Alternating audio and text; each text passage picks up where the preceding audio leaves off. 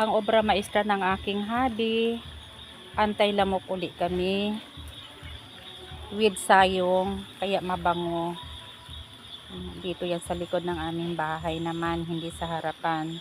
So ganyan ang akin hobby. Simple lang na buhay pero masaya kami. Wala pang damit, oh. Yan. Dami kasing mga lamok. Tag-ulan kasi.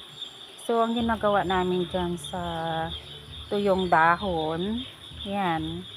Tapos yung iba nilalagay namin sa box or boxes namin. Instead na flower box, vegetable boxes. Kasi marami. Tapos mga kaibol, yung naririnig yung sounds, pasayawan kasi dyan mamaya sa covered court. So hindi ko yung background, ha. Ayan. Ayan na pa maghuyo pa para hay mag-usok lang. So lulot-lola na kami mga ka-eyeball. Kaya ito, kontento na kami sa simpleng buhay. Ayan. Pag sayong kasi, hindi ko alam kung anong sayong sa English or Tagalog. Pag sayong kasi, mabango yung kanyang usok.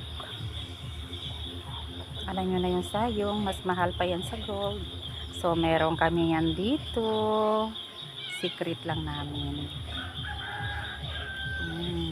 Sabi ko kasi sa kanya ilagay sa bilao para hay tuloy-tuloy yung uso kasi 'di ba?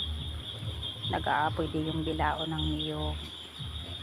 Ayaw talagang maniwala kasi mas matanda sa akin. So ako na lang mamaya ang gagawa. So sana nagkaroon kayo ng ideya kung paano magpapausok at kung bakit nagpapausok kami dito. Chararan! Thank you!